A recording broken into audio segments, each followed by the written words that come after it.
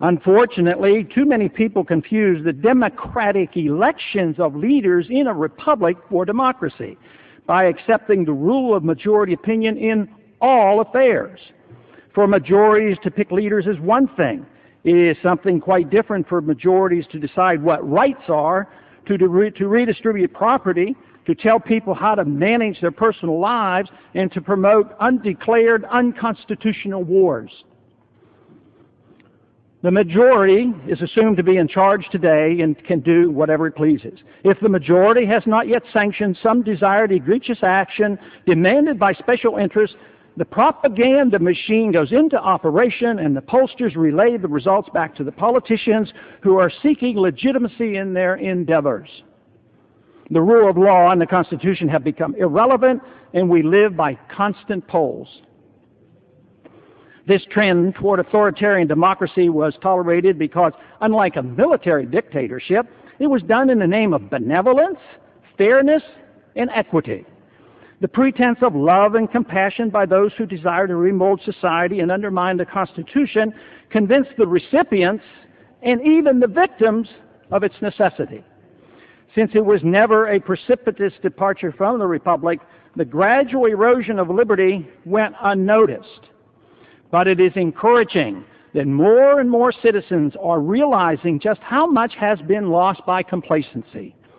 The resolution to the problems we face as a result of this profound transition to pure democracy will be neither quick nor painless. This transition has occurred even though the word democracy does not appear in the Constitution or in the Declaration of Independence, and the founders explicitly denounced it. Over the last 100 years, the goal of securing individual liberties within the framework of a constitutional republic has been replaced with incessant talk of democracy and fairness.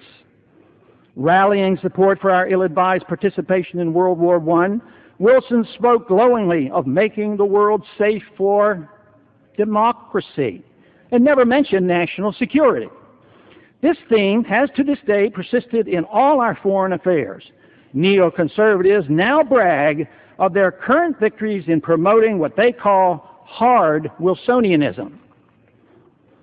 A true defense of self-determination for all people, the necessary ingredient of a free society, is ignored. Self-determination implies separation of smaller governments from the larger entities that we witness in the breakup of the Soviet Union. This notion contradicts the goal of pure democracy in a world government. A single world government is the ultimate goal of all social egalitarians who are unconcerned with liberty. Today, the concepts of rights and property ownership are completely arbitrary. Congress, the courts, presidents, and bureaucrats arbitrarily legislate on a daily basis, seeking only the endorsement of the majority. Although the Republic was designed to protect the minority against the dictates of the majority, today we find the reverse. The Republic is no longer recognizable. Supporters of democracy are always quick to point out one of the perceived benefits of this system is the redistribution of wealth by government to the poor. Although this may be true in a limited fashion, the champions of this system never concern themselves with the victims from whom the wealth is stolen. The so-called benefits are short-lived because democracy consumes wealth with little concern for those who produce it.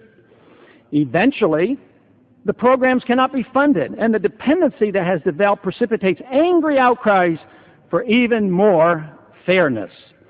Since reversing the tide against liberty is so difficult, this unworkable system inevitably leads to various forms of tyranny. As our republic crumbles, voices of protest grow louder.